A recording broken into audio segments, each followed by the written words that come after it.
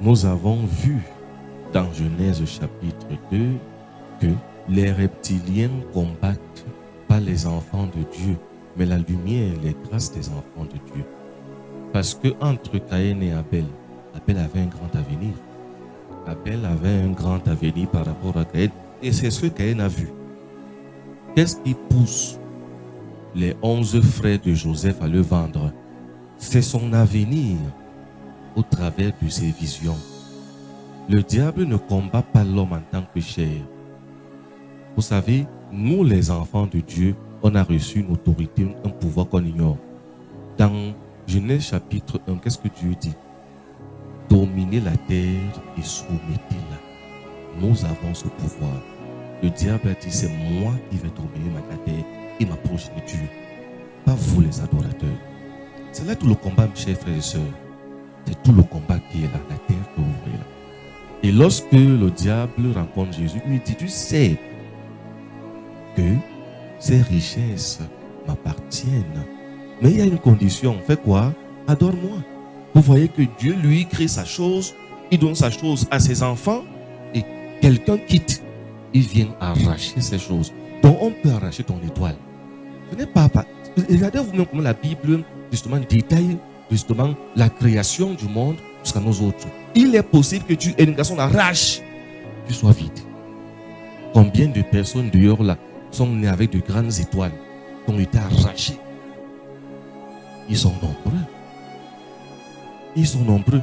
Combien de personnes dans vos familles que vous connaissez qui avaient justement de grandes ouvertures, un avenir à Dieu, ils sont aujourd'hui.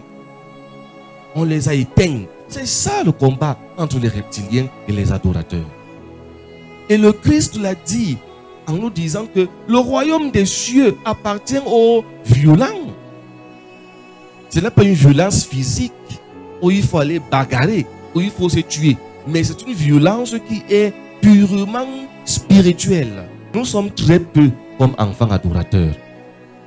Les reptiliens sont nombreux. Dans le marché, ils sont. Au gouvernement, ils sont. Dans l'enseignement, ils sont. La médecine, ils sont. Dans l'église, ils sont partout.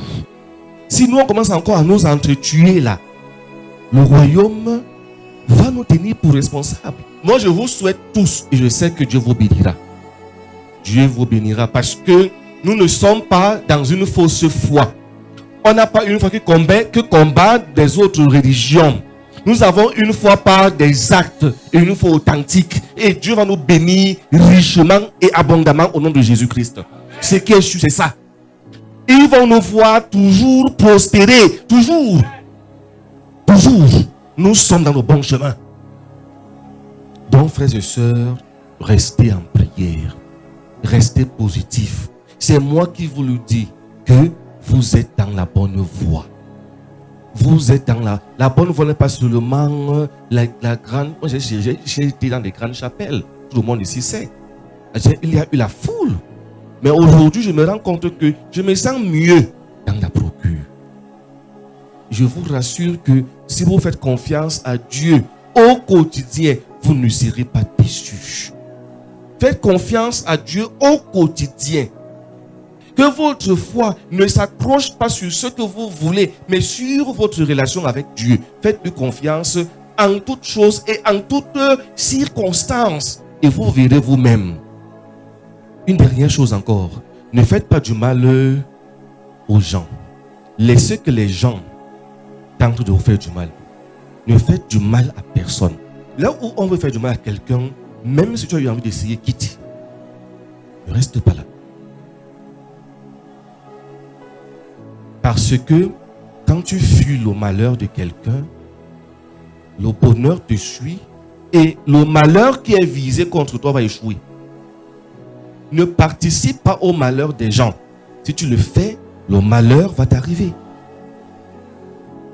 Ça va t'arriver. Là où on médit de quelqu'un dans le but de lui faire du mal, quitte. Si tu peux aider, aide. Parce que, frères et sœurs, vous ne trouverez rien de bon en l'être humain. Votre joie doit être dans le Seigneur. Pouvait-il savoir un jour que sa femme pouvait le quitter pour son ami? Non. Il ne pouvait même pas imaginer ça. Après tant de causeries qu'ils avaient souvent en intimité, tant de projets, tant d'années au point d'avoir des enfants. C'est son ami qui vient détruire sa vie et sa femme accepte ça. Quand tu comprends ça, tu comprends que tu n'as que ta joie. Ta joie n'est que dans le Seigneur. C'est son tour aujourd'hui. Toi, tu seras trahi par qui demain? C'est son tour aujourd'hui. Toi, tu seras trahi par qui demain? Vous pensez être des Goliaths? Nous sommes juste des êtres. Mais ce qui fait notre force, c'est de rester dans Dieu. Rester dans Dieu. Ce soir, demandons à Dieu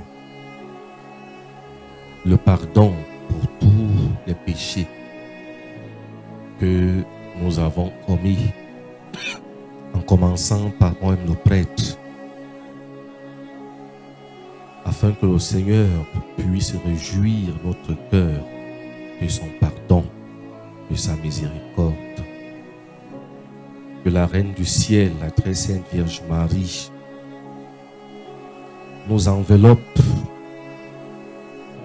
de joie, de bénédiction, et que Jésus-Christ puisse bénir nos vies et qu'il nous protège, qu'il protège nos corps, nos esprits et nos âmes. Que Dieu donne la joie à ton cœur, à ta famille, à tes projets. Ne soyez pas accrochés à vos projets, mais soyez accrochés à Dieu. Ne soyez pas accrochés à vos malheurs, mais soyez accrochés à Dieu. Ne vous inquiétez pas pour vos dettes, mais inquiétez-vous pour votre relation avec Dieu. Ne vous inquiétez pas pour ce que les hommes préméditent contre vous, mais habitez la maison du Seigneur qu'on appelle la foi. La Bible dit que Dieu est celui qui prend les choses folles de ce monde, qu'il confond aux choses grandes de ce monde. Dieu peut prendre ce qui est tout petit et il te lève. Tu deviens une sommité. Tu deviens une bénédiction pour ta famille. Mais en réalité, ta famille même, c'est celle que Dieu t'envoie. Ce sont ces pauvres, ces misérables, etc.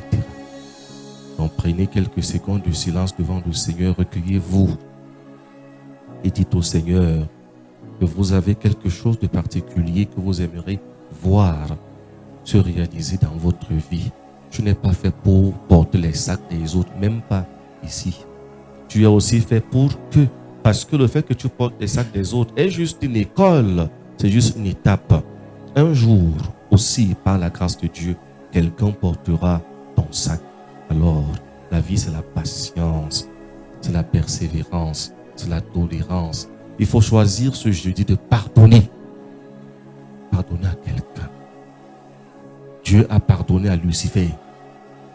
Jusqu'à présent, au nulle part, il est dit que Dieu a puni Lucifer. Il continue d'agir. Dieu laisse. Parce que chaque chose a un temps. Alors demande au Seigneur que cette persécution par laquelle tu passes dans ta famille, dans un milieu précis, que le Seigneur remette la paix dans ce lieu. Parce qu'il n'y a plus de paix là. Que le Seigneur remette la paix dans ce lieu où tu poses tes pieds. Parce que quelque chose est en train de se passer contre toi.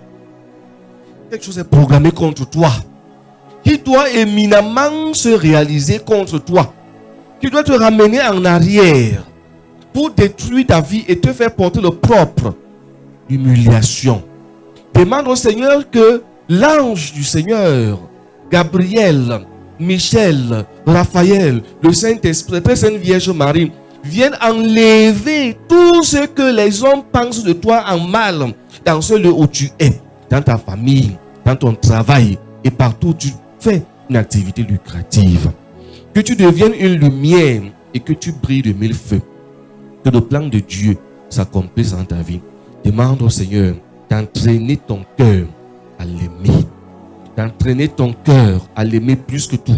D'entraîner ton cœur à la tolérance, à l'amour et au pardon.